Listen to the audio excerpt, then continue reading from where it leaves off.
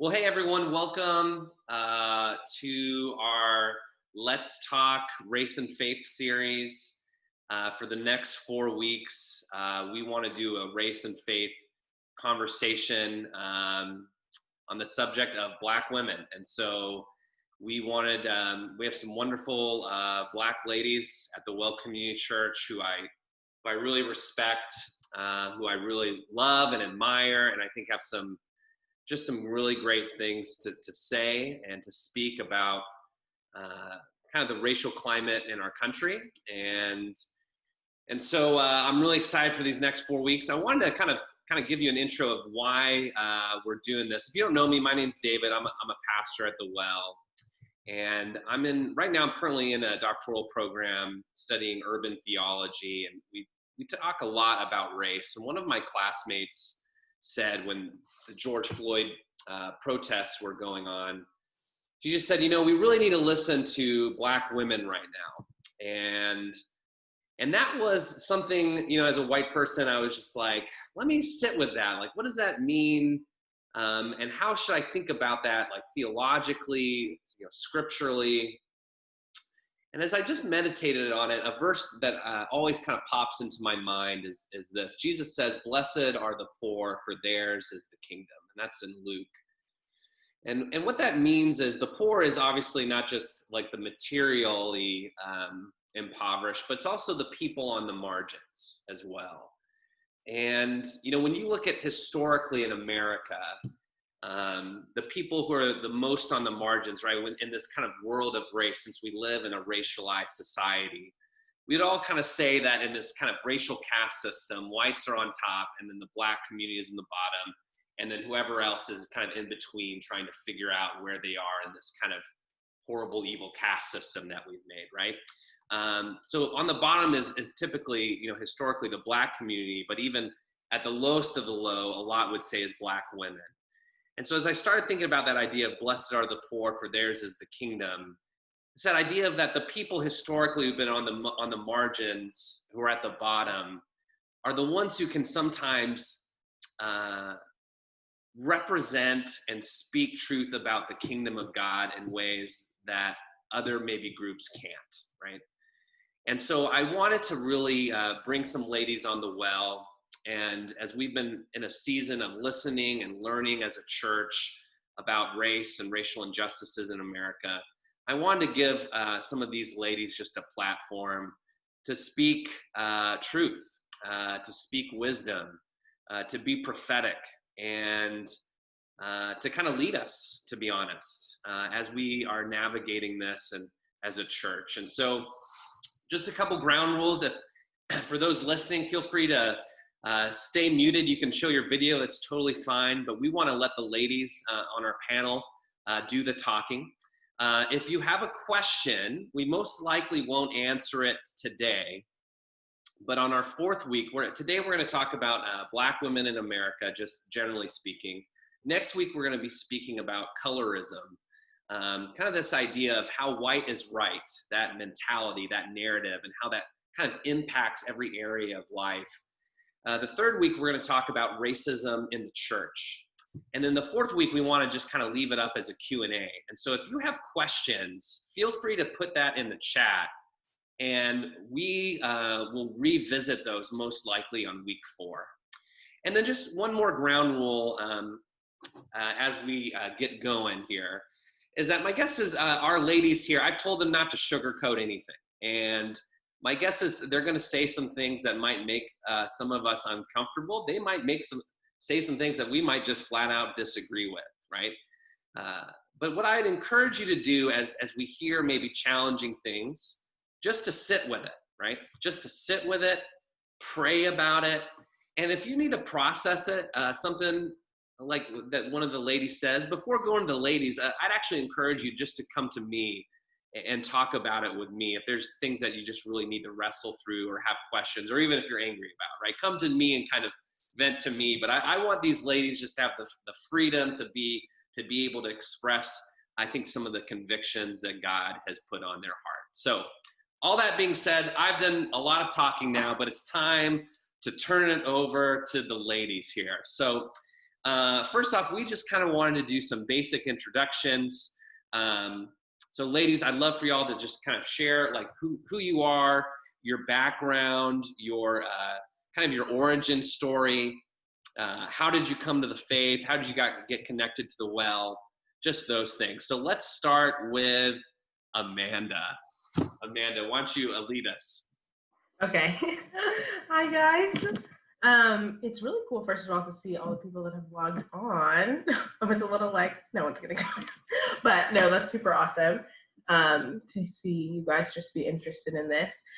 So I'm Amanda Ripley. Background-wise, so I was born here in the States, in Maryland, and both my parents are from Jamaica, and they migrated like in their teens, 20s, and they met here like in Philly. So that was just like part of my upbringing. In terms of coming to faith, I was saved when I was the summer before my 10th grade year. I was reading a book for school, and I went to a Christian high school, and it was called How Can I Be Sure I'm a Christian? Definitely like a great book, plug for it. And the Lord just showed me how I was not, there were characteristics that were of a Christian, and I just was reading them, and I'm like, I don't have these. And the Lord in that moment like showed me how I am sinful, and how, but in the next moment, how Jesus like saved me. And it was like very much so like, wow, this is what the gospel is. So so grateful to the Lord, and he's just so amazing for that. So, and then I came to the well through my husband. He went there like in college and was drumming and really involved. And then I like visited on my own, which was kind of fun because I wanted to see how people are, like, and it was really great, really welcoming when I was by myself. And so then we decided to stay. And so, but we are actually planning to move over to the Hill City Church. Definitely a plug for that. Sorry, David. Love the well. I'm going to mute you now. I know.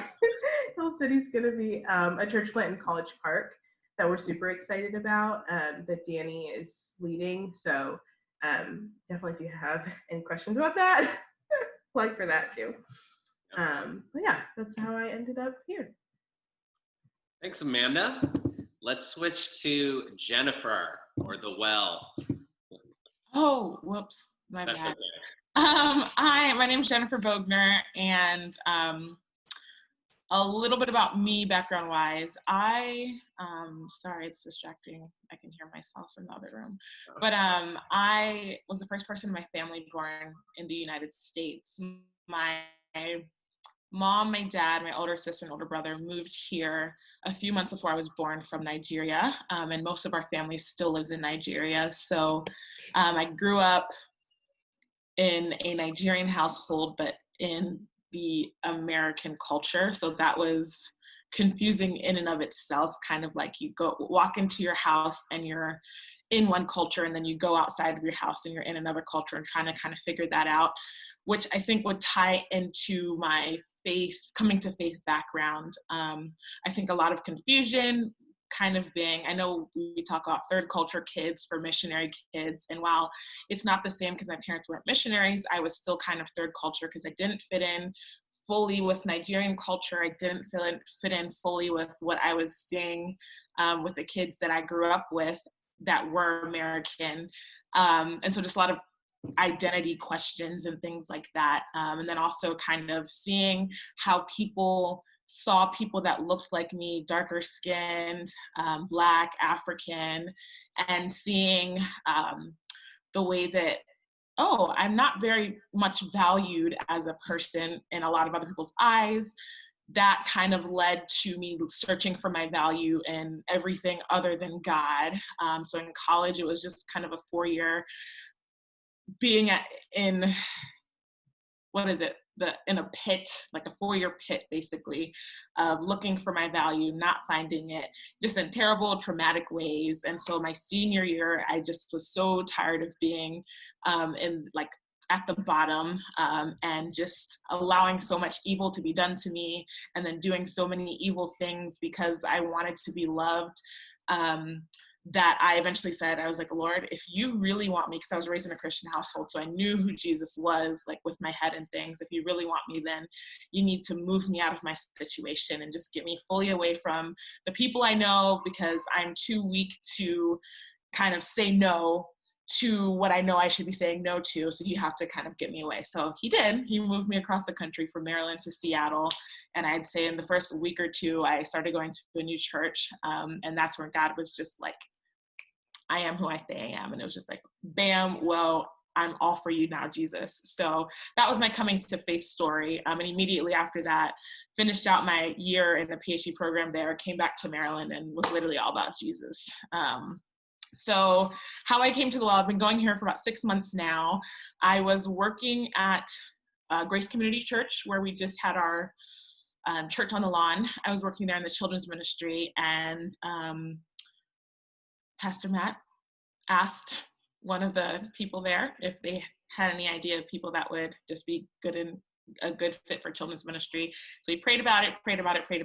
It didn't make any sense because like Grace Community, those are my people that walked with us through some of the, like my daughter dying. So just the worst time of my entire life. And so I was like, I can't leave here because it's almost like leaving my daughter there, you know? It's kind of how I felt, but we just felt the Lord saying, this is where you need to be. And he's confirmed that in so many ways over the past 6 months since we've been here, but that's how we got to the loan.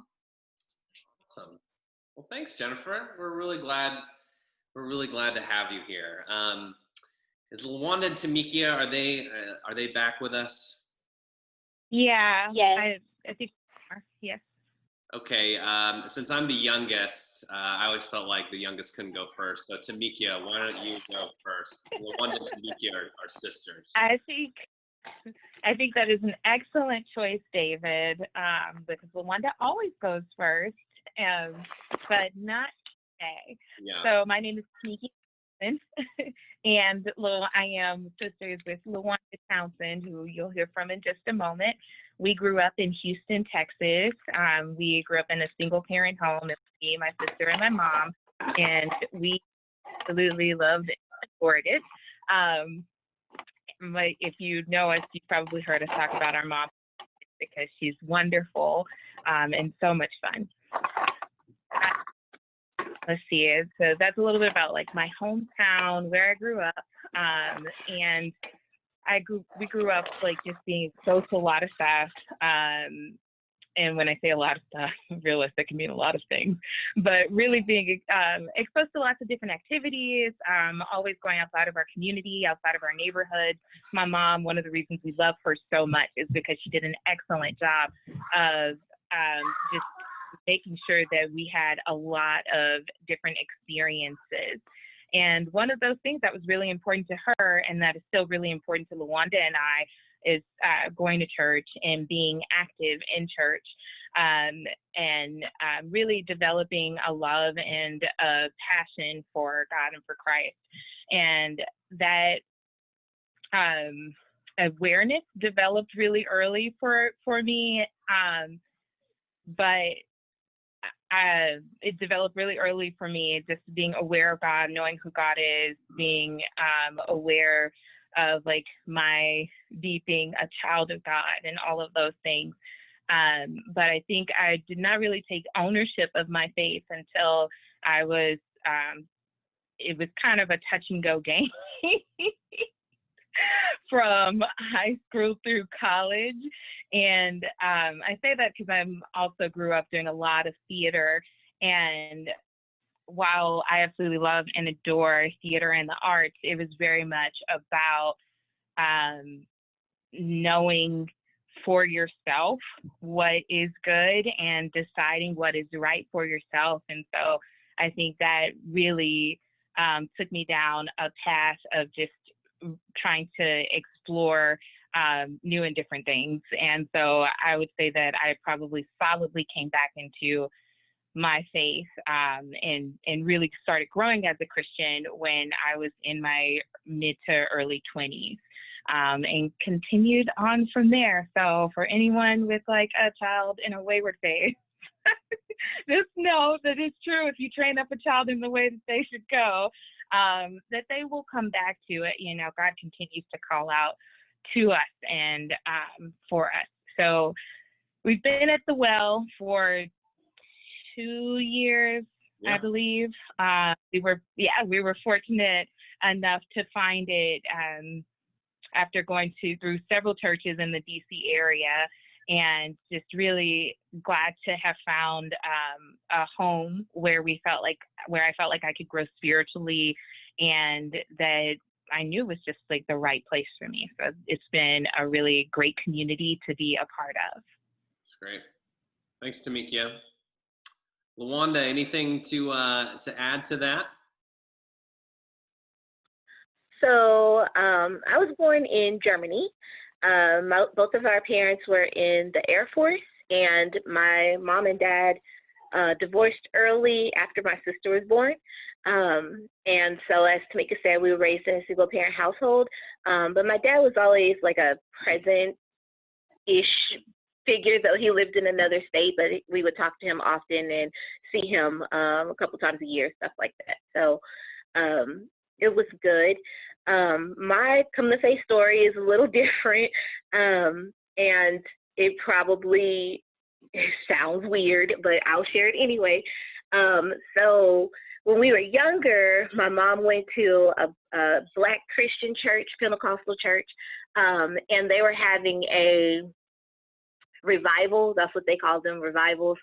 And I was 5 years old, and while they were playing the music and praying and singing and doing all of the things, no one was talking to me. Like I said, I was 5, so they didn't care about me. But, you know, it was like a really big move of the Holy Spirit, and I saw the church become filled with angels and singing, and then Jesus like walked into the church, and he came over and he talked to me and told me about God and who he was and how he loved me and how he wanted to be my father, how he was there for me. And I would say I actually accepted Jesus and God as my father in that moment. And because of that, God has always been very real to me, very personal. And I would say my wayward years were really not as wayward as they probably could have been, but there was a point when I was so I received my bachelor's degree, which was a dual bachelor's degree in Christianity and entrepreneurship. And when we're studying Christianity, we basically had to study ministry, the nuts and bolts of ministry, and all of these scriptures. And that was really the hardest time of my faith journey. It was just so dry, so empty of the actual God and the Holy Spirit. And that time period, coupled with the fact that it was very difficult for me to get information from my, I can't remember what you call the people in college, but they're advisors. So it was really difficult for me to get the proper information from my advisor.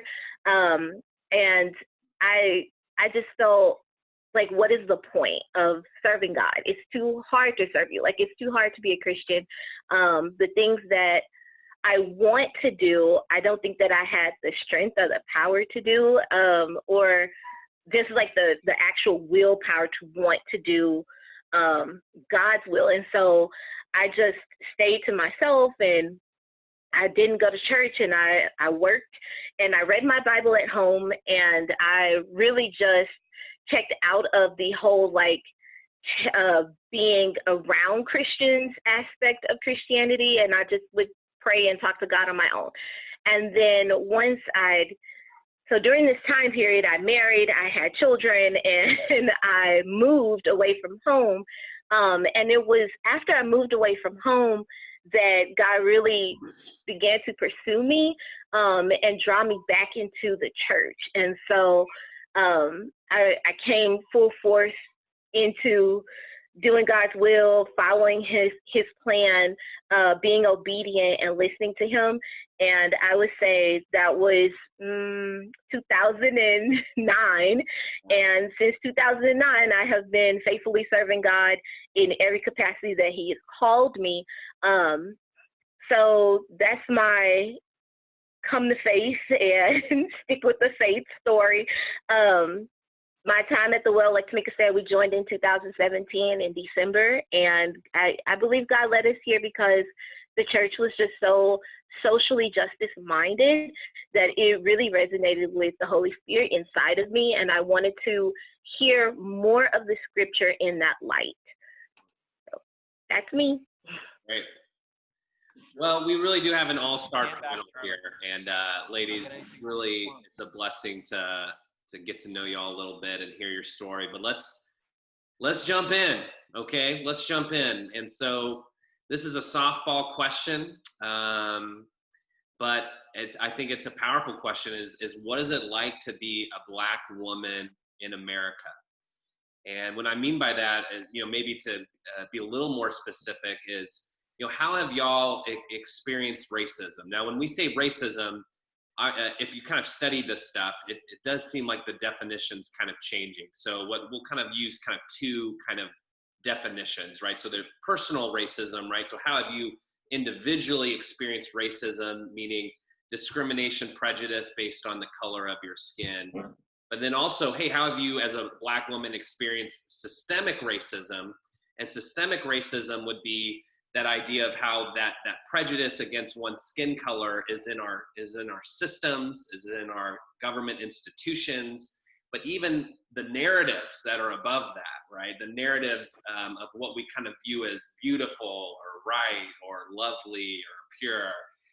How have you experienced that maybe on a systemic level? So those are the kind of the two definitions that we'll be operating on, is the individual racism and then the systemic, the corporate racism. But in light of that kind of context, what is it like to be a Black woman in America? And Jennifer, I would love for you to share first.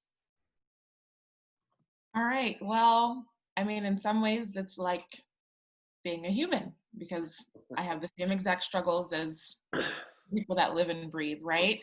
But then in other ways, it is very different, just because, at least personally for me, I would say it can be something that's very tiring. And that's because I'm often consciously trying to fight against stereotypes that the rest of society has put on Black people and Black women. And so I'm like, okay, if everyone were to stop right now and to think of all of the stereotypes that they have of Black people, whether it's your personal stereotypes that you have heard or seen or whatever, the vast majority of them are not positive. So I can think of maybe two positive ones, like, oh, Black people can jump high, or they're good at sports, like things like that. But other than that, there's really no other positive stereotypes that we have of Black people. And so I've spent just most of my life trying to fight against that consciously, and that's a very mentally taxing thing to do. So it's kind of like, for an example, when I'm going to certain types of stores, literally thinking as I'm shopping, like, okay, I gotta walk in the middle, do everything I can possibly do to make it so they know I'm not trying to steal anything, because I don't want to deal with people following me around, because it's embarrassing. It, like, there's just this sense of like, I don't want to bring extra shame on myself. I don't want to deal with having to tell this person I'm not doing anything. So let me police myself to make sure I'm acting in a certain way so that you don't even think that I am the way that the rest of culture often paints people that look like me. So that's just like one small example, but it's a lifetime of self-censoring to make sure that I am running away from stereotypes that might negatively impact me and my family. So not even just a level of like, oh, you shouldn't care what people think about you. But when people have negative stereotypes about you, it can literally affect your livelihood. It affects how people treat you. It affects how they treat your family. It affects whether or not you're welcome in certain situations. And so that self-censoring has been just a natural part of life that adds another level of burden that maybe everyone doesn't have to deal with because of the color of their skin. So that's just one example. I'm happy to share more. Yeah. Well, Jennifer, I actually want to, so like when you say like you go into a store, like, so when I go into a store, I never think like, oh, someone might think I might steal anything. But like, would you say, kind of like what I hear you saying is like, when you walk into a store, like that's like always on your mind. Like you can't escape that. Is that? Especially if it's a smaller store. So maybe not if it's like giant, or there's just so many people that there's really not time for the people that work there to be really watching, oh, what are all these people, these different people doing? But often for mom and pop shops or just smaller places where they have a lot more time to follow people around and watch your every single move, usually in those types of stores, like even down to like, for example, hair stores where African-American women tend to go to get Black hair products and things like that, that going into places like that where you're just like, okay, they don't trust me. And it's not even like, oh, you're just making that up. I can read on your face. I see how you're just kind of looking over at me all the time just to make sure I don't slip anything into my purse. And after enough experiences of that, you just kind of are like, okay, brace yourself and do what you can to not have to deal with those looks and things like that. Wow. That's powerful. Thanks, Jennifer. I'm just going to go down the line that I see y'all's faces in on my Zoom. But Amanda, feel free to chime in. Yeah, I was just going to kind of popcorn off of what Jennifer said, because I understand and identify with that so much. I think when I was looking at the questions, one of the first things that came to my mind is like the extra checks. It's you have to work twice as hard just to get as far as anyone else, or as like a white person in this, in your field might have to do. And I think something that even my mom would teach us girls, because I'm a family with all girls, is that, you need to have your hair done. You need to have your nails done. You need to look a certain way and present yourself in a certain way, because you don't want to be coming off people to put these stereotypes on you, right? So I agree with just having to like work harder just for the minimum standard of being, almost. Yeah. So, and then that translates to be very, very exhausting. And so I think that, yeah, it can, and it manifests itself like at the store, at a restaurant, really like anywhere you are going out. Just like kind of checking yourself, checking your back, making sure that people aren't, you're doing what you can so that you're not going to be questioned about something. I think that like in terms of, it's kind of like jumping down, but like in workplace environments too are difficult. Like, I think that my demeanor needs to be a certain way.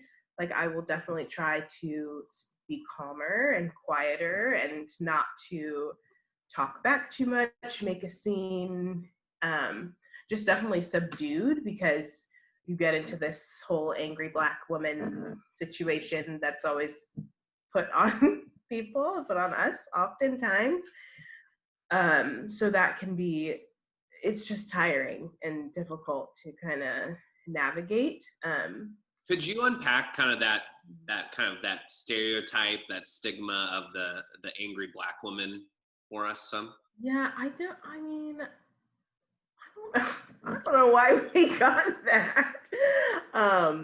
But I think a lot of it's probably the media and just that Black women, I feel we have to fight very much for anything and everything, and one, just to be heard and seen. And I think that it has been translated into like this aggression, you know, that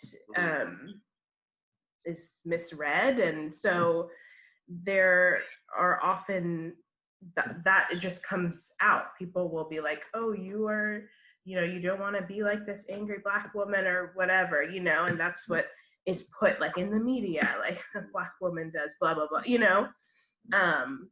So, and I've definitely seen that be put on to people and like myself and my sisters and whatever. So that's one thing specifically when we were young. My mom was like, you need to make sure that you are just meek and quiet and obedient, you know, so that you are not put in these situations, hopefully. So yeah, I guess I don't know if anyone else has to add in terms of that's great. Thanks. That. Yeah. Thanks. No, that's powerful, Amanda. LaWanda, what are your thoughts on being a Black woman in America? So I would say, firstly, I love myself. Like, I love who I am. I love my thoughts. I love my life. I love my family. And then on the other hand, like, I completely agree with both women that being Black in America is completely and utterly exhausting. Constantly having other people ask me for validation is exhausting. And having to reassure people that I don't mean harm is exhausting. And even so I'll tell you a story that illustrates this point. Okay. So my husband is in the military, and we travel, or we move every 3 years, something like that. It's like a cycle. So we moved to Germany, and it was great. I met this group of women called Protestant Women of the Chapel. I joined this group, and they invited me to something called Bunko Night. So I go to Bunko Night. It's at someone's house. We play Bunko, which is a really fun game that I had never heard of before, but I learned to play that night, and it was so exciting. And we just had fun. We talked, we ate, we drank wine, and we took this huge group picture because there were so many ladies that night. And it was literally the best night of my life. And I go home, and I get to my house, and my husband goes, oh, wow, you were the only Black woman there? And I went, no, I wasn't. And I looked at the picture, and I go, I really was. I have never felt that free in my entire life. I've never experienced women who didn't judge me, didn't assume that my face said something to them or about them, didn't make assumptions around my personality. And it was in that moment that I realized how suffocating America is, just how completely and utterly suffocating it is. And when I was told I had to return here, I cried for hours because I didn't want to be suffocated again. I didn't want to be pigeonholed or put into a box. That's my experience in America. Yeah, I remember you sharing me that story of, like the freedom you experienced in Germany. And I think a lot of, I don't know tons about Germany, but I wouldn't think like that off the top of my head would be a great or safe space for a Black person. And yet, but like how you described it was so freeing. And then you come back to America and you just feel that exhaustion again. Mm-hmm. Tamekia, I'd love your thoughts. Yeah, I'll just kind of start with my childhood. Growing up in Houston, Texas, I really felt like, and maybe I grew up in a particular part of Houston, Texas, it was very diverse. And I felt like I was growing up in a post-racial society, which I know like people say, and other people are like, no, we're not there yet. But I genuinely felt that we were, and I felt that way because there was just such a wide diversity of people around me. When I went to church, there were people like large numbers of different types of people that were there. When I went to school, there was a lot of racial diversity in middle school and in high school. And even within that, like, I knew people, and I had instances where people would say racist things, whether it was the use of the N-word or like not wanting to associate with particular people. Like you see divisions or you hear rumors of things, but I mean, you know, the Jasper thing where the black man was drugged behind the truck happened in the early 90s. So like I was a young girl, but that was an isolated event in my mind.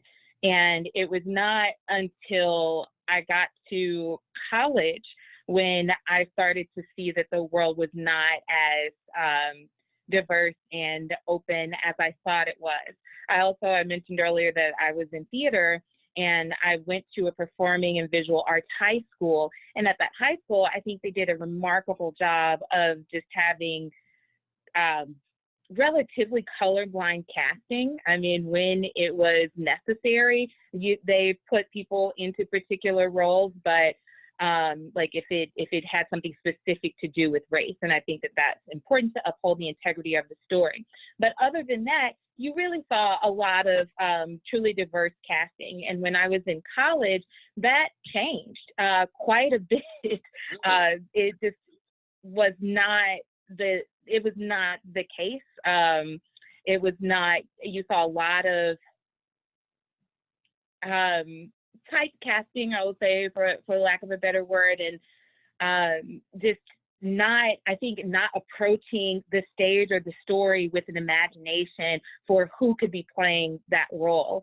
And that, in my entire college experience, really, like I kind of had several different experiences that showed me and opened my eyes that like, oh no, these are not just isolated events. Like this is a part of how this system works. It's a reason that you are one of like 5 Black girls that are in this program, and you go into these very specific roles. And that's also, in a lot of ways, that is how the world of theater works. That's how Hollywood works. You know, you have your person that you want to fill this role, and that's who you go with, because it's often treated like there is not enough room for multiple people to be at the table, or for things to be talent driven. And so that was a truly eye-opening moment for me. And then later on, I would say another thing that was really eye-opening was just when, for me, the world genuinely changed when Trayvon Martin died, because that was a moment in time when I felt like, okay, like there are incidents and there are things that happen, but like our system is set up to work. And I truly felt like our system failed him, our system demonized him, our system, did not stand with his family, stood with his killer. And there were other things that could have been done at that moment. And for me, that also told me that like there are so many people that I know and that I love who just are not safe in this world. I am there because of who I am and because of my outlook at the world. I tend to be really good at talking my way out of tough situations, but I know that everyone is not me, and everyone that I love is not me. And so that is really hard and difficult for me to deal with. And I will say something about the angry Black woman stereotype that was mentioned earlier, because that is something that has often been applied to me. And I think it has often been applied to me because I am a person who speaks up for what they believe. And it's unlikely that if I really disagree with you and I like have good reasons for disagreeing with you, it's unlikely that you won't hear it unless it just doesn't matter to me. 2, I have a voice that naturally carries, which makes me wonderful for the stage, but that can be and feel intimidating. My confidence can feel intimidating to some people. And because of that, there is this wall that they will put up. And I the number of times that someone has told me, calm down, Tamekia, like, it's okay, when I'm like, listen, I'm just talking to you. It would take a couple of hands to count all of those up. Oh, wow. And I would say, David, that she's right. Like, my entire childhood, I would say, was idyllic. And then I grew up. So I agree with her, because I think that I also did not believe racism existed until I was married with children and had left Texas. And then I learned reality.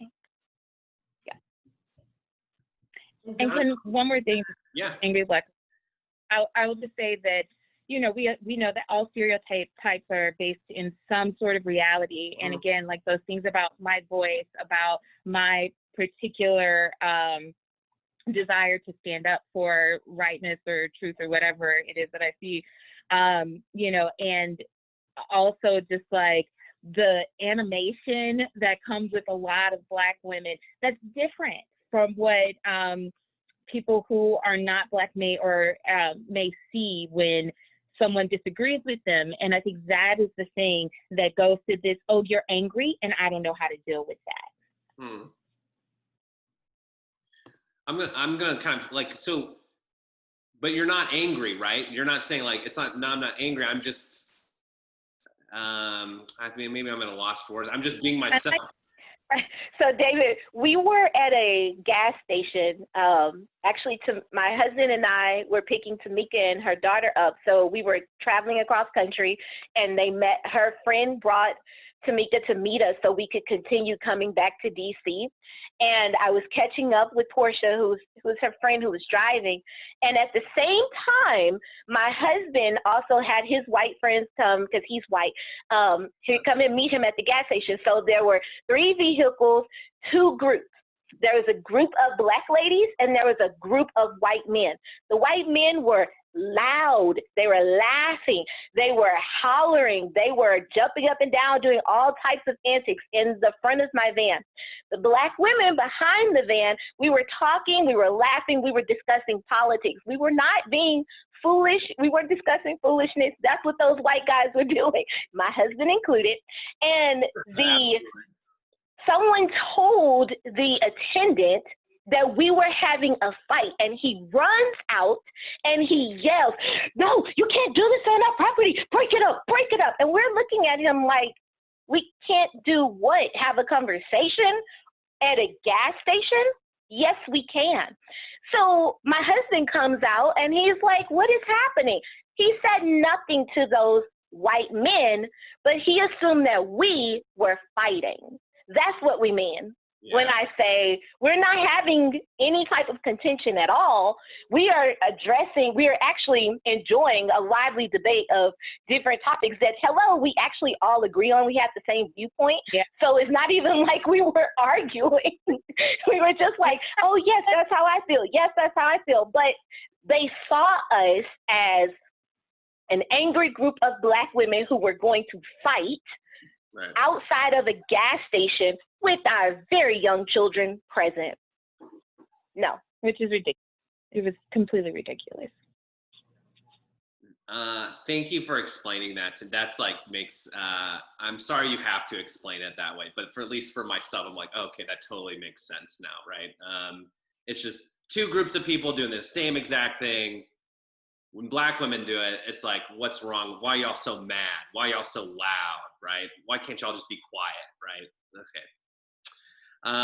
Okay, so kind of another softball question, but I would love to get a little more specific. And I know I've talked to many of you, and all of you kind of have definitely your passions or convictions, but how, pick, we have a few categories here that I've given y'all. We've talked about like, hey, how do you see racism in the workplace? How do you see racism? How does it affect you as maybe being a Black mom raising children? How have you seen it in education, law enforcement, healthcare? So this is a big softball question, but I know some of y'all have different passions in different areas, but I'd love for y'all, if you could, just to go deep in one of those areas where you've really experienced it or you've really seen it play out? Sorry, Jen, I'm just gonna pick on Jennifer. Go first. I'm only partially prepared for this question, but I'll go for it. Okay. It kind of has to do with the next question about like in the workplace. So I really was gonna focus on childhood, but I think some of us have kind of already touched on childhood stuff. So just in the workplace, my experiences, but then also the experiences of some of my closest other Black lady friends. So just the thought of Black hair being unprofessional. So for some reason, and all Black people do not have the same kind of hair. I'm West African, Nigerian, and a lot of Nigerians who are like, I don't like to use the term pure Nigerian, but you know what I mean? Like, tend to have kinky or coily hair. So been in instances and situations, same with other friends, one of them specifically that worked at a university in Maryland, whose boss literally was like, your afro is unprofessional. But the white women that had their natural hair, not unprofessional. The people that were Asian had their natural hair out, not unprofessional. The only natural hair, the way that God literally created it to grow out of our heads, that was considered unprofessional, was Black hair. So that just being an example of structural racism. We're talking about institutional practices. Okay, maybe it wasn't written in their organizational bylaws or anything that it's, you're not allowed to have kinky, coily afro hair, but just the practice of how they're hiring people or how they're disciplining people or treating their employees based off of what we look like and what our natural hair or whatever it might be looks like. That just being one example of how in the workplace I have and my other close friends have faced racism. Other things being just, and again, this isn't necessarily personal to me, but when I thought of the workplace, I thought of some friends who literally tried this experiment, because I've only been in a few jobs, because I've been in school for a long time, but a few jobs where, so they were like, okay, I'm going to have my actual Black sounding name and my resume, and then I'm going to make an identical exact copy of my resume and put a white sounding name on it. Yeah. And when they sent that to the same exact jobs, the one with the white sounding names tended to get more callbacks. But you clearly see they're both equally qualified because it's literally identical resumes. So that being another example of racism in the workplace, racism in hiring practices where somebody who has a white name sounds more hireable than somebody who has a Black name or a Black sounding name, but has the same exact history and whatnot. And then that's also, if you Google Black sounding names and resumes, you'll even see that that's not just personal experiences, which should be enough for one, but that actual academic research backs that up when they do their own study and see, okay, if we do the same exact thing, the result is that people with white sounding names tend to get more interviews, more callbacks and whatnot than those who have Black sounding names. And then the only, I guess, other thing having to do in the workplace, people literally saying that they have been told not to hire Black people. Again, that's illegal. We all know it's illegal. So we're not saying that, all of the laws of America are racist or something like that, but saying that so many of the practices disadvantage Black people. And then people literally telling me that they have actually, in today's day and age, by their own supervisors, been told, don't hire Black people, so they're not going to hire Black people. Wow. Or they're going to have to face the consequences, and then they might be fired, and that's their livelihood and things like that. So being put between a rock and a hard place. Still, they should have done the right thing, but that didn't happen. But just examples of how it's still very alive and well in the workplace too. That's exhausting. That's horrible. I'm so sorry. Jennifer, like that, man, sorry. I'm just like, this makes me so angry. I'm so sorry. Your experience, I don't know if some of y'all who are listening to this, you've maybe heard of Austin Channing Brown. She wrote a book, I'm Still Here. it's about kind of a Black woman's experience in America and kind of speaking against whiteness and racism and those things. But she shared her parents like intentionally named her Austin so that she could like get an interview, right? Like, we want to name you like as a white male so that you can like get an interview in the workplace. And so it just reminded me of what you shared in that. Jennifer, thank you for sharing. Amanda, what about you? What's a topic or a specific kind of subject matter that it just burdens you? Yeah, I think that, and I know I'll also popcorn back to Jen after this because childhood was a big one that she was going to talk about, and I think has a lot of great things to say about. But I think in terms of growing up and just what has been put onto a Black family is just very like mind-blowing. When I was younger, I remember specifically the day I like found out and realized I was Black as a child and that I didn't look like my peers. So I grew up, I guess we call it a PWI, like a primarily white institution, a primarily white church that I went to, and Montgomery County, Maryland, like, you know. I didn't know that was a term, PWI. Yeah, PWI. So like colleges will be called, you know, what kind of college did you go to? Yeah.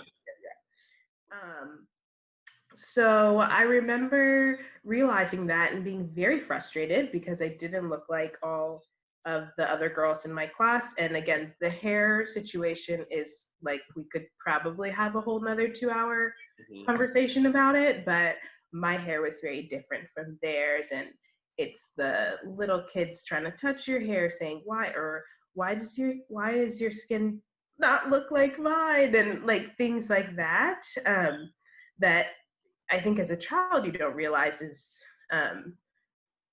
confusing, and you are not really understanding these like very microaggressions that might not seem like it, but in the long run really can be damaging. And so I remember thinking very actively, like, oh, I wish I wasn't Black, I wish I was white, and I wish I looked like everybody else. And that, you know, that's also from TV and from magazines and all these things that girls especially are looking at and just experiencing. And so growing up, and then you get to like middle school, high school, and my parents my dad specifically did very well. Like he will tell his story. I came to this country with $20 in my pocket, you know, and I've done this, and which is honestly amazing. And he really built a life for us that was amazing. And so we, me and my sisters and like the other couple Black kids that were in my church, often called like Oreos, you know, you speak white, you're Black on the outside, but like you're white on the inside. You don't talk like a Black person. You don't dress like a Black person.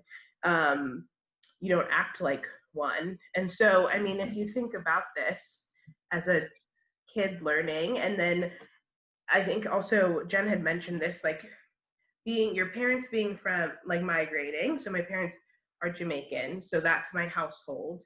But then you are also in this culture, like you're an American culture. My parents were like telling me, you're not an American child, right? You're a Jamaican child, and this is why we're raising you this way. Where you go to school and the culture you're in is a white culture, you know? But then you also have the Black American culture, which is different from the Jamaican American culture, which is different from the Jamaican culture, you know? So very, very confusing and frustrating and just difficult to identify and like you fit in. And so that was always very hard. Still, like I'm working through those things, and having conversations with my sisters and my cousins as well has been awesome, and learning like how are we like dealing with this, and how do we learn to identify. And I think that's one thing the Lord really has been so gracious in finding identity in him, because otherwise it's like, I mean, where do you fit in, you know? Yeah. And which sounds like something that's such like a high school, like where do I fit in, you know? But it can be difficult if you just never really had a place where you feel very comfortable, you know? Yeah. Um, You're not Jamaican enough for the Jamaican culture, but you're not black enough for the black culture. Right. And you're obviously not white enough for the white. So, you know. And I do remember being very hurt by, especially I think, the Oreo situation, because you were like, well, I am black. That is who I am. And my blackness is going to look different from someone else's blackness, you know?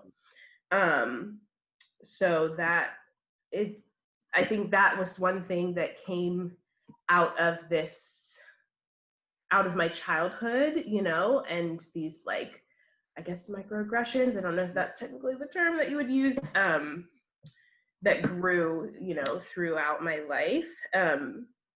So, and I think it's hard, especially in like the Christian community as well, because I was raised in, both my parents were Christians and they were both loving, and my parents were together. That's another very big like stigma too.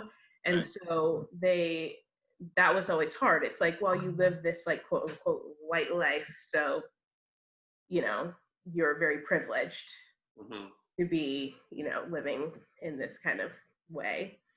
Like, was that like, would you feel like you got that from, it didn't like, would you get that more from white people, from black people? Yeah, everybody? I would say from both. I think it can definitely be from both sides, from white people, but also from black people too. So yeah, and I think that also kind of ties in a little bit into like the white privilege situation too, which is definitely very evident. I mean, yeah, go in there, unpack that. I think of one story in particular. Yeah, go for it. I was visiting a friend in the ER, and I went into the room and I sat with her, and we never saw anyone like come into the room, but I was with her, you know, the lights are off. I'm like, you know, just trying to comfort her, figure out what's going on. And maybe like 30 minutes later, my husband comes in, who's also white, and 5 minutes after he came into the room, the doctor's in the room, the nurses are in the room, the lights are on, and like all these things are happening. And I was like, oh, thank you for bringing your white privilege here to help us out a little bit. But it's like those little things that you don't think, that people might not think about, but that would be considered like, that would definitely be considered privilege. Yeah. Yeah. LaWanda. Okay, so I guess I'll talk about racism with motherhood. And I think rather than tell you the thousands of little ways that people have insulted me, I'll just give you two examples. And one happened in a healthy friendship and the other one outside of that. So, David, I'm going to put you on blast a bit. Oh, sorry. You have a Remember, bad I love you. So. No, I'm just kidding. Go for it. So one day, because David and I served together a lot, and we were with the youth, and we were discussing race in America, and David attempted to ask me, what is it like raising mixed children in our society who, for the most part, would be identified by society as Black? But what he asked me was, what is it like raising colored children? And I was like, stop. Let's just first of all establish that you do not refer to anyone's children as colored children. My children are not crayons. I'm not a crayon. You're not a crayon. So please don't do that. The correct term is either mixed or biracial. And he was embarrassed by that. You probably still are embarrassed by that. But you asked for forgiveness, which of course I gave because I knew that it was not from a place of malice or anything like that. And then I answered your question and we had a great discussion and it was fine. So that's one way that I definitely can tell you. People ask you a lot of invasive questions as a Black mother, especially as a Black mother of interracial children. For some reason, people really seem to be interested in that. People of all ethnicities, doesn't matter what they are. And even if it's a white woman who has biracial grandchildren, they always stop me. Always, always, always. I have even had a white lady who was babysitting a Black child stop me at a pool and ask me to comb the child's hair. I did it because I felt really brokenhearted for that Black child. I was like, this poor baby. Let me just help you out. But it was I'm trying to enjoy my family. Like, that's really invasive. That's the one example. Things are very invasive.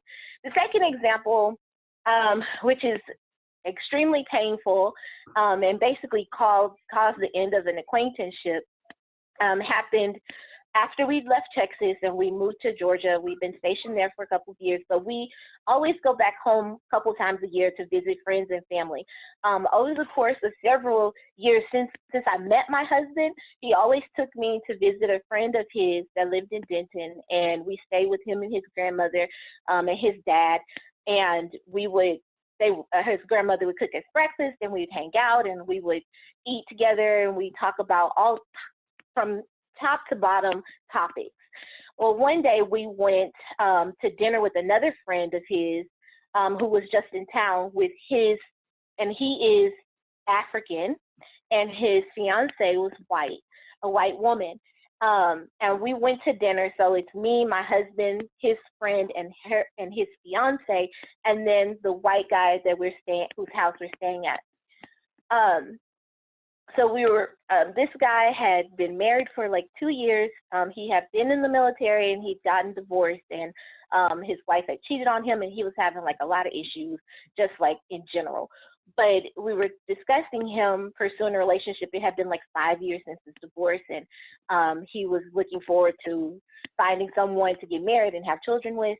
And it just came around to how he would never date a woman, anyone outside of his race, but which I actually don't have a problem with. If you have whatever likes or dislikes that you want to have, like that's up to you. But during the course of this conversation, he proceeds to say how he would never date a white woman who had dated a Black man, how he took it to how if he had dated and married a white woman and had children with this woman, and they were happy, and he found out that she dated a Black man, that he would divorce her on the spot. Because, and the crux of his argument was because the Black man made her dirty. And that,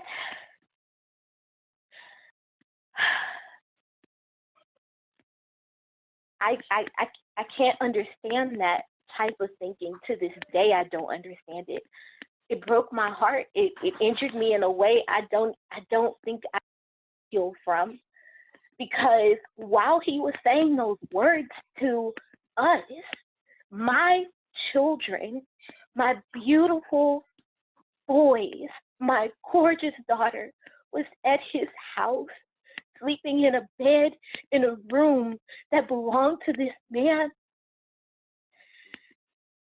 unprotected from this sentiment. And we go back to his house, and I didn't talk for the rest of the night. I couldn't process that. And I told my husband, like, we have to leave in the morning. My kids are sleeping soundly. I didn't sleep at all that night. I was sick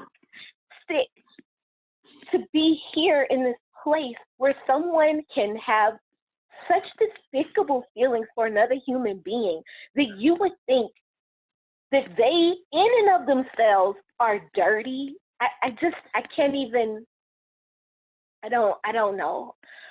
We left, and he called me like maybe 30 minutes after we left the house, and he apologizes and he asks for forgiveness, which I gave him because as a Christian, I believe in extending forgiveness to people. But I told my husband, I will never, ever stay in a place where I am tolerated and not celebrated. I can't tell you how horrible it is to think that someone is an advocate or on your side and find out that they literally care nothing for you, that they hate you to that extent of it doesn't matter what you do, it doesn't matter who you are, it doesn't matter how educated you are, it doesn't matter how accomplished you are. The color of your skin means you are dirty, a byproduct. I don't know. And it's one of those things where I'm just like, I really thought hard about interracial marriage.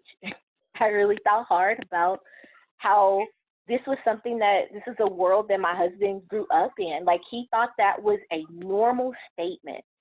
And that floored me. It made me really consider, like, I don't know that I want to be married to you either. Even though you can say, I don't agree with that, to accept it as normal, as okay, is not okay. It's not okay. Yeah. So I apologize. I'm emotional about it. I'm sorry. No, there is no need to apologize. Thank you for sharing that. I think that was really powerful, and I'm really sorry you experienced that. But thank you for being vulnerable, and I'm sure everyone listening right now is just like, dang, it's just crazy, right? It's so hurtful. It's so sick. I don't really know how to transition to Tamekia, but Tamekia. There is no transition. Wanda should have gone last. See, that's why we put you last for one. Yeah. Sorry. No, I mean that's I think such a great personal example of how harmful racism can be, and like how insidious it is too. I think that is one of the hard things about, like, for as a Black woman, and I think I do not typically live with the fear of like who is for me, who is against me, but that has actually been one of the interesting things to me about coming from the South, like coming from Texas, which I hear often enough, especially when I lived in New York. I would hear all the time, oh, you're from Texas, they're so racist down there, aren't you glad you're not there anymore? And I would always think to myself, well, you're just as racist here. because it is, I mean, like, New York is incredibly divided, and you see, obviously, like, because racism, we see it happening really systemically, and not just individually. I think a lot of the systemic racism that we have is truly driven by the North, more so than by the other places. But at the same time, it all works together. So nobody is free. And I'll just tell a quick story about something that happened to me when I was pursuing my graduate degree pretty early in my master's study. After I figured out what project I was going to do, we were, and this must have been kind of at the halfway point, because I think you were supposed to have a part of your research done already, and maybe have an annotated bibliography, must have been what we were turning in at that point. But we did presentations at the end of the semester that were really supposed to be a celebration of the work that we had done. We had wine going, we had pizza going, and people were standing up and they were talking about their presentations. And they were grouped according to, talking about they were presenting on their thesis. And we were grouped according to what categories we fell into, which I fell into an artistic thesis because I made a documentary. And, a lot of groups went and they talked about, people asked questions about their projects, and you responded to them, engaged. And my group, like I said, we were grouped by artistic thesis, and there were, I think, 4 Black women, either 3 or 4 Black women, or women of color, really, actually. So it must have been 2 Black women, including myself, like a Middle Eastern woman, I want to say, and there was a white guy. And we all like talked about our thesis, and we gave like some presentation, a summary of what it was, as well as some of the I think theoretical evidence for that, like the projects were founded on, and also like why it mattered, or why we should be interested in studying this. Now, mind you, again, this is my master's thesis, which is totally up to me what I want to do. And there were a couple of questions after all of us finished presenting, and then there was a guy who raised his hand, and he just kind of goes, well, I don't have a question, I just have a comment. And he's like, it just kind of seems like a lot of the projects are in this group are whining about how your particular people group is treated and like how hard you have it. Now, mind you, my thesis is a documentary about Black women in the Christian church, and really examining like why do Black women decide to stick with Christianity when it is, and we will talk about this in another episode of our podcast, but when it's not designed for them, and when it's not, you're not present either in the narrative or in a lot of the larger body that exists around the faith. Why do you choose to stick with it? And for the other women of color, their projects were also about representation in a lot of ways, but we could tell that this guy had targeted this question at us and like aimed at invalidating our projects and invalidating our stories. And I was immediately incensed, but this is actually an example of a time where I did not want to be seen as an angry Black woman. And so I decided I'm going to let somebody else handle this question, because Tamekia, your voice is loud, and that you were animated and you are upset right now. So let's allow someone else to jump in. And one of the girls was like, well, my project is, I can't remember what she said, but it was basically just like, this is my project and this is what I'm doing. And someone else said something about their scholarship or something like that. And I just sat down and I was like, listen, we're choosing to tell our stories because no one else is going to tell our stories. If I don't talk about Black Christian women, then who else is going to talk about Black Christian women? I don't want that coming from a white non-Christian male. That is not representative of me, no matter how much research he does. And in addition, it just felt so like in the moment, I did have just this moment of sort of feeling invalidated, and like I think imposter syndrome, or feeling like you are in a space because you're there to fill a quota, can sort of ever be looming around a lot of women, but I think in particular women of color, because it's like with you, people can kind of kill 2 birds with 1 stone, but because you're a woman and you're Black. But that's not why I was there. I was there because I had interesting ideas. I was there because I had perspective. I was there because I have done the work prior to it to deserve my place there. And my project is not invalidated by someone who is doing his project on the esoteric studies of being a white male, because his project was based on taxes in Rome or something like that, which, great, we have a lot about Roman society. But I think that's one of the ways that white privilege plays itself out, is that it tells you that you and your story is not allowed to be here, when it's just as worthy of being told as anyone else's. That's good. We, we are like scratching the surface of the surface of the surface. I think advertising would be done by 7:30. That was a mistake. We should wrap up, but I wanted to kind of what I'm hearing from everyone, and obviously every Black woman's experience, right, is different, right? But there's some themes that we've kind of picked up on is it's exhausting. You have to work twice as hard. Our bodies are not viewed as normal, right? Like, and then I think, LaWanda, I think what you said really resonated with me is you just said, at best we're tolerated. We're never celebrated, right?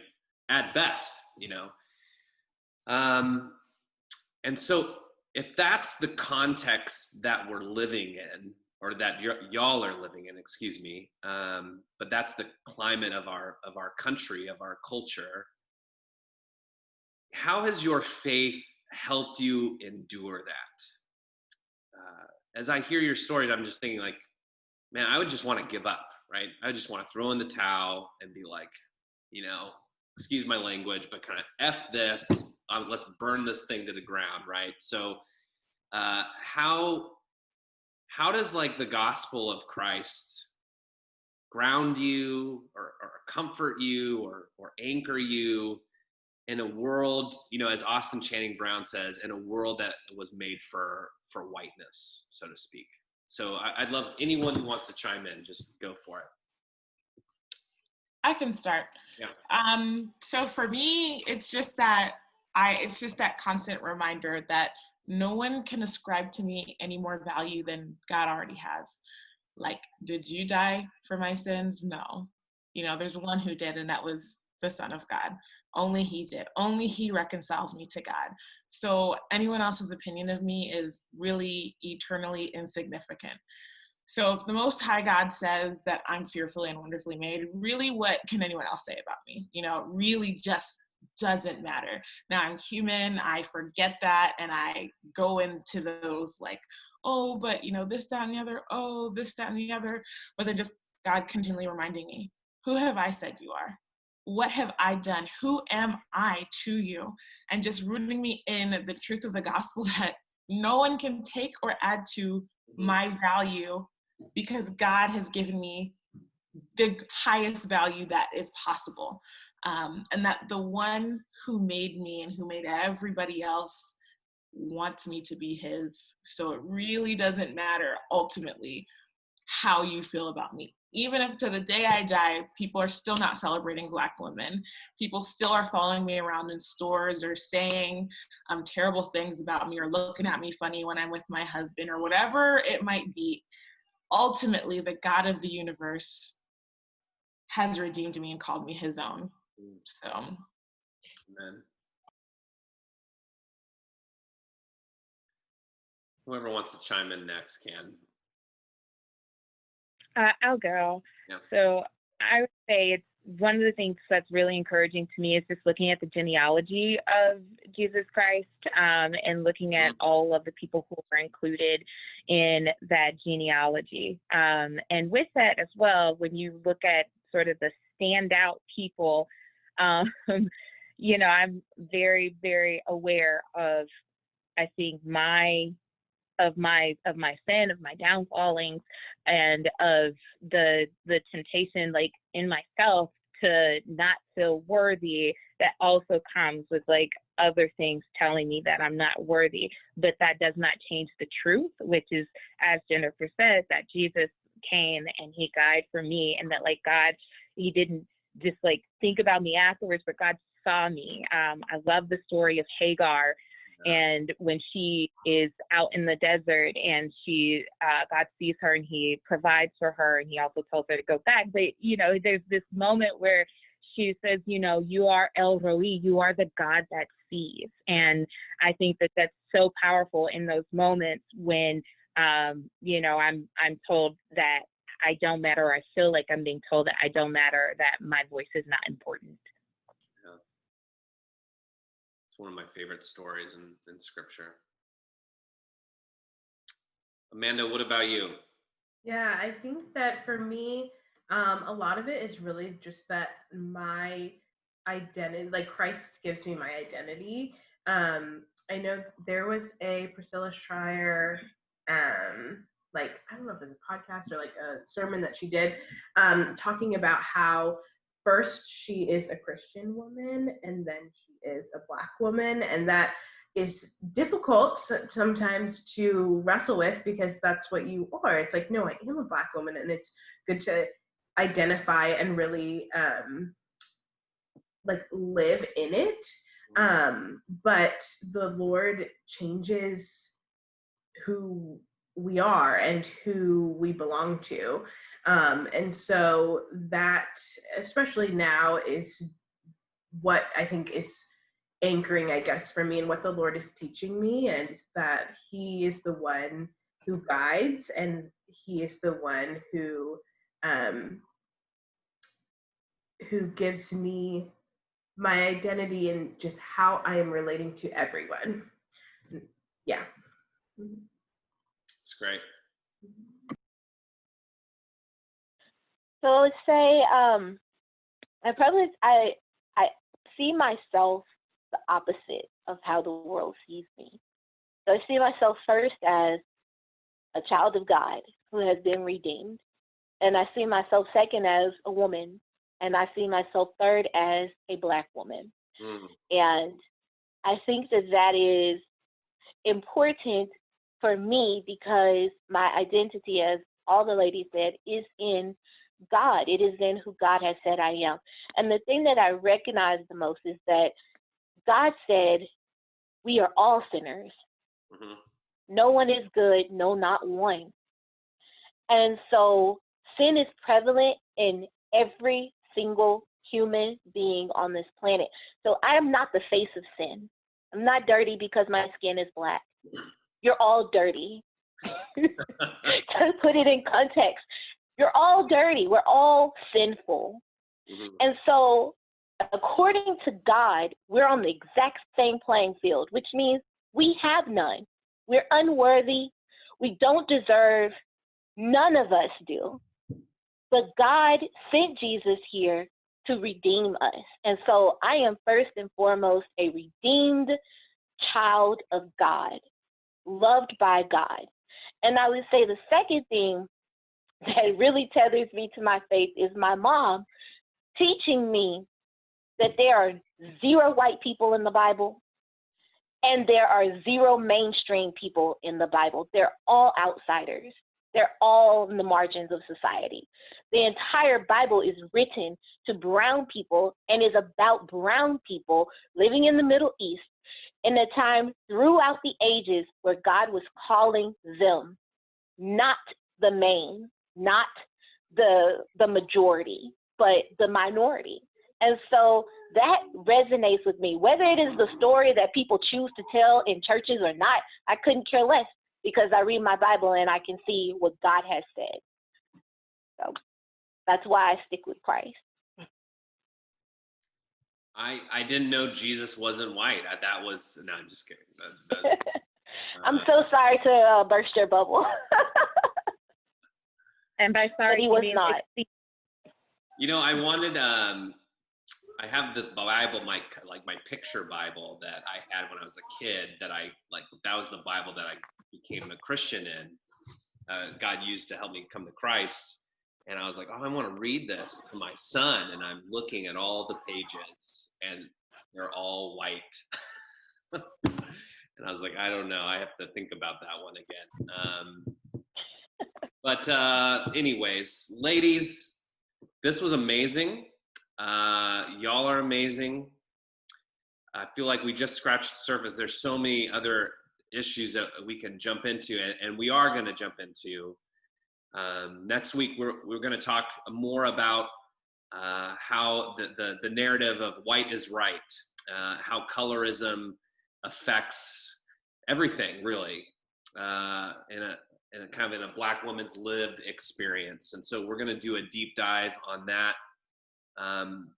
Third week is we're going to talk about racism in the church and man, we've talked a little bit about this beforehand as we prep for this, but the ladies have such incredible things to say in there. And then I think week 4 it's just going to be a hodgepodge of questions that our audience is listed, you all might have. And then I've even written some in my mind today, just thinking like, I would love y'all's thoughts on a lot of us in here have interracial marriages. And so just like that dynamic, right, would be really fascinating to explore. But ladies, thank you so much. As Hagar says, right, we have the God who sees, and he sees you, and not only does he see you, he is using your voice, your experience, and your spiritual gifts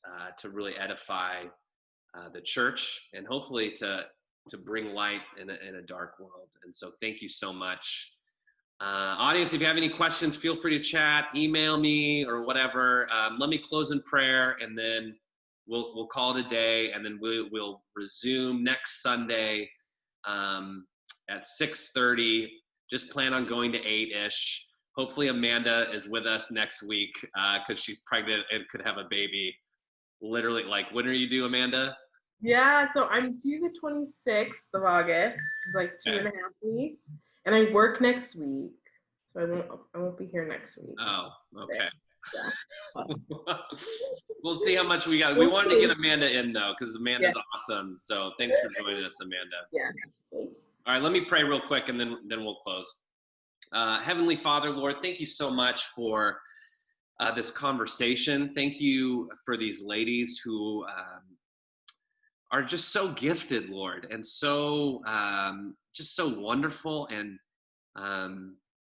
God, just how you are using them, God, to teach us, Lord, to teach us about who you are and what you want from us, Lord, and how you work. And so thank you for them. Thank you for their voices.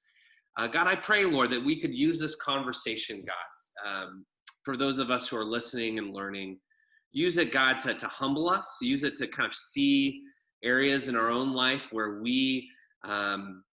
where maybe we perpetuated this, where we have promoted this, where we have been a detriment to Black women in our communities, Lord. And would you help us just to repent from that, God, and to really be able to live in a way where we can just genuinely love others the way that you love all of us, Lord. And so, Lord, we love you, and continue to just use these conversations to be a blessing. In Jesus' name we pray. Amen. Well, thank you all. It's really great. And then we will see everyone next Sunday at 6:30. All right, thanks, David. Yeah.